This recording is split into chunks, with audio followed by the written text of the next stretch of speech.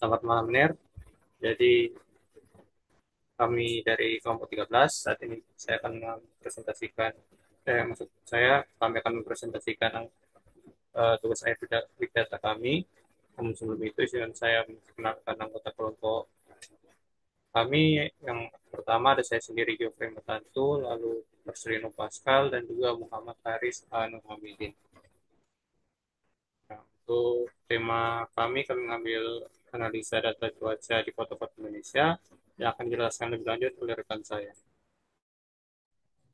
Baiklah, kita akan masuk ke bagian pertama, latar latar belakang.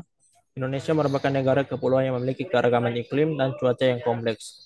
Cuaca sangat mempengaruhi berbagai sektor penting seperti pertanian, transportasi, perikanan, hingga pariwisata. Perubahan cuaca ekstrim juga makin sering terjadi karena dampak perubahan iklim global. Oleh karena itu, penting untuk melakukan analisis data cuaca secara berkala untuk memberikan informasi yang akurat dan bermanfaat bagi masyarakat maupun pengambilan kebijakan. Dengan memanfaatkan teknologi big data, kita dapat mengakses, menyimpan, dan menganalisis data cuaca dalam jumlah besar secara otomatis. Proyek ini bertujuan untuk membangun sebuah sistem ini yang mampu mengakuisisi data cuaca Indonesia dari sumber publik, melakukan analisis deskriptif, dan menyajikan visualisasi informasi yang dapat digunakan untuk mengambil keputusan atau sekedar edukasi. Dua, tujuan proyek itu yang pertama mengakuisisi data cuaca Indonesia dari API publik. Contohnya OpenWRPM. Melakukan processing dan penyimpanan data secara sistematis menggunakan tools big data. Tiga, melakukan analisis deskriptif dan prediktif terhadap data cuaca. Empat, menyajikan hasil dalam bentuk visual interaktif dan informatif. Lima, memberikan insight sederhana tentang kondisi cuaca harian di beberapa kota besar di Indonesia. Selanjutnya, diagram Pilpet. Yang pertama ada akuisisi data. Kita menggunakan API OpenFrame untuk melakukannya. Lalu setelah melakukan akuisisi data, kita lanjut ke bagian kedua yaitu data meta, di mana kita harus melakukan file JSON di dalam data meta ini. Ketiga, kita untuk processing data, kita melakukan fishing perk atau filter dan pembersihan. Dan terakhir kita memasukkan data bersih CFV yang merupakan data dari cuaca Indonesia. Dan terakhir visualisasi atau modeling itu kita melakukan visualisasi dan modeling dalam programnya. Selanjutnya kita akan masuk ke bagian programnya untuk menjelaskannya. Yang pertama di bagian import, request, JSON, dan time itu menggunakan untuk mengimpor data dari ketiga file tersebut. Kedua, API key ini untuk memasukkan ini untuk eh, link dari API dari website cuaca API cuaca Indonesia.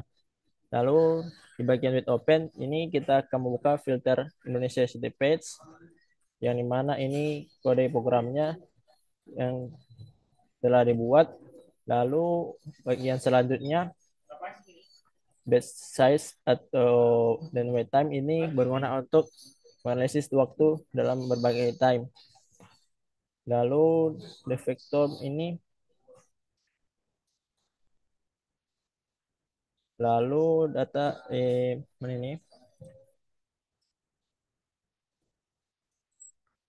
Nah, untuk yang bagian Python defective cuaca ini, fungsi vector cuaca menerima parameter kota ID dan memanggil API OpenStreetMap untuk mendapatkan data cuaca kota tersebut.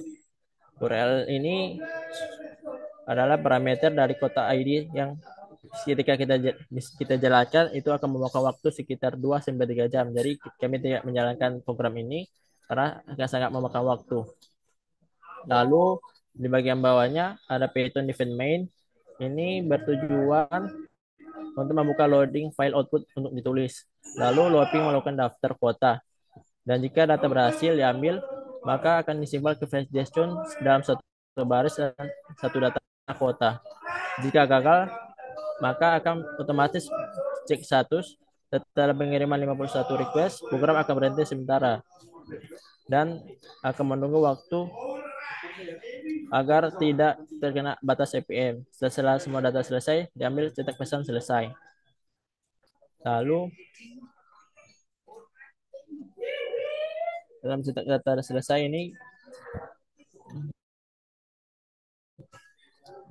tunggu.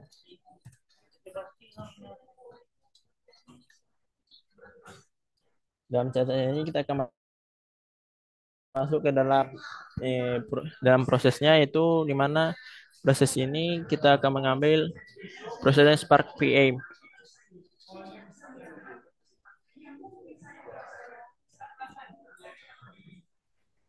atas. Jadi untuk bagian pre-proses akan dilanjutkan oleh rekan saya. Baik, selanjutnya kita masuk ke dalam preproses PySpark. Jadi untuk preprocessing ini kami menggunakan PySpark. Jadi PySpark adalah interfaces page Spark untuk Python. Spark adalah tools big data yang biasanya digunakan untuk memproses data dalam skala besar. Dan kami menggunakan PySpark karena gratis dan relatif mudah. Selanjutnya terdapat dalam ini eh, di layar ini yaitu terdapat kode, dan kode ini menjelaskan proses pre-processing data cuaca dari format JSON ke CSV yang sudah bersih. Kita pakai PySpark karena lebih efisien untuk mengolah data dalam skala besar. Langkah-langkahnya itu membaca data mentah, memilih kolom penting seperti suhu, kelembapan, dan deskripsi cuaca. Kemudian menghapus data yang tidak lengkap, dan terakhir menyimpannya menjadi satu file CSV bersih yang siap digunakan untuk analisis dan visualisasi. Selanjutnya kita akan coba running, dan untuk hasilnya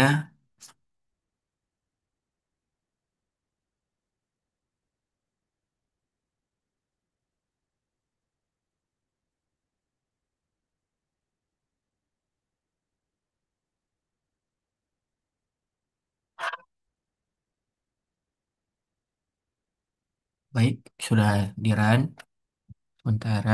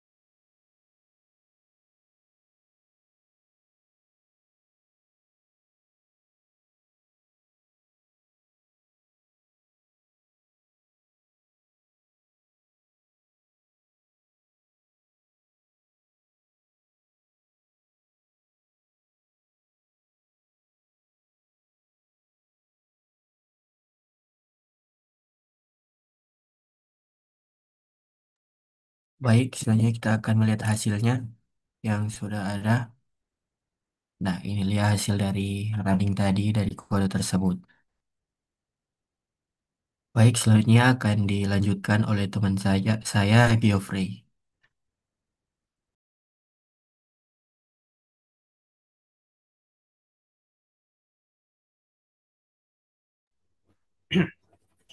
Eh, Baik, jadi kita masuk ke bagian eh, analisis dan juga visualisasi.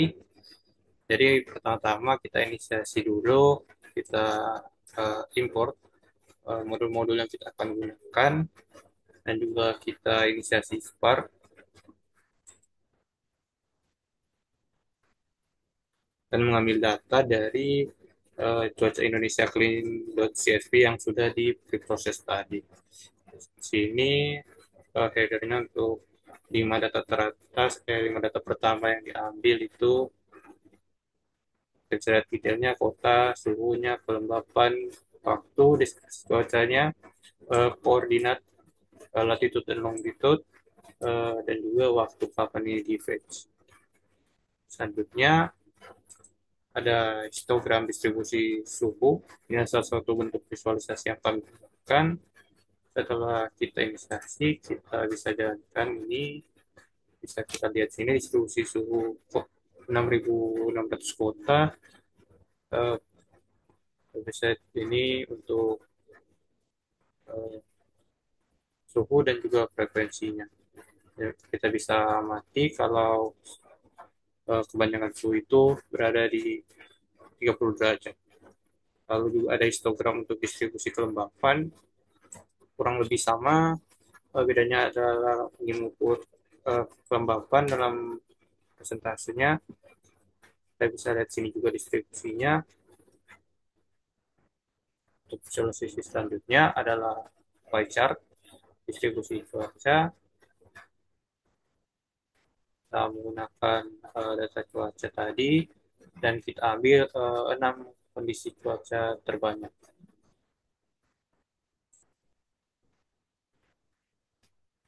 Kira begini proporsi deskripsi cuacanya.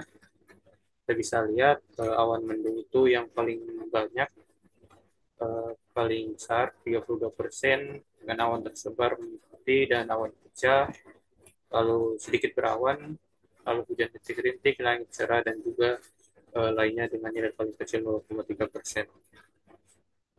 Kami sini juga ada plot untuk korelasi suhu dan kelembapan. Dan kami juga menggunakan workflow untuk deskripsi cuaca. Ini kita bisa lihat uh, data yang paling dominan itu seperti yang dijelaskan tadi di pie chart itu mendung, berawan, dan lain-lain. Dan sini ada rintik hujan juga. Lalu ini adalah scatter plot yang kami gunakan menggunakan sampling 500 kota. Kira-kira begini scatter plotnya. Sumbu Y-nya itu kelembapan dan X-nya itu suhu. Kita juga menggunakan bar chart untuk top 10 kota tersejuk. Di sini 10 kota tersejuk di Indonesia. Dan juga kami buat bar chart untuk 10 kota terpanas. Ini mulai dari kota Kediri, ada Japura, dan lain-lain. Nah, kami juga menggunakan peta interaktif dengan marker untuk suhu kota. Saran saja menggunakan volume uh, untuk generate peta interaktifnya.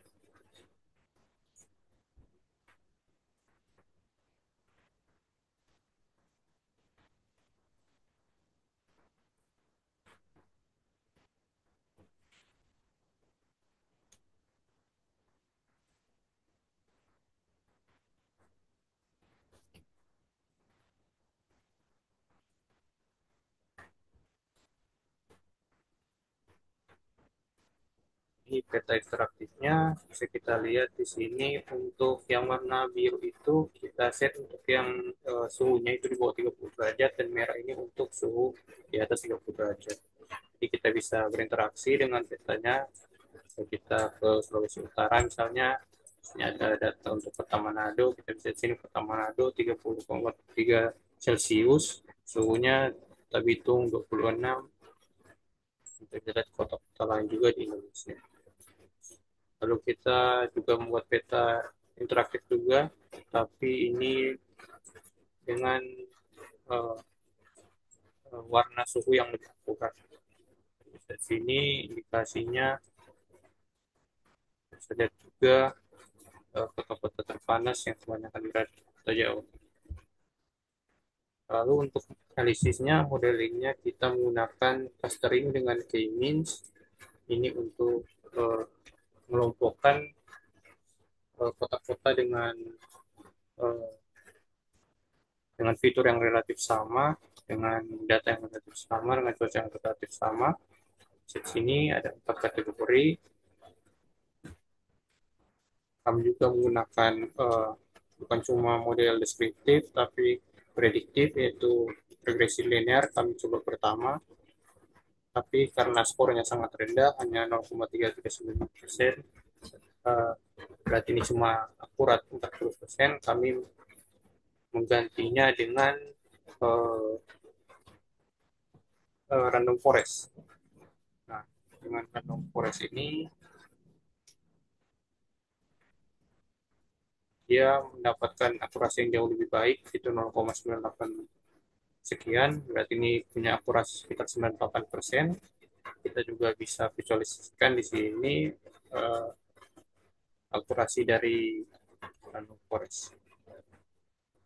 Ini untuk pentingnya fitur-fitur dalam random forest, dan ini adalah kami membuat pengelompokan untuk tiap daerah di Indonesia, rata-rata subregion, Papua, Sumatera, Jawa, Sulawesi, Kalimantan, dan juga Maluku.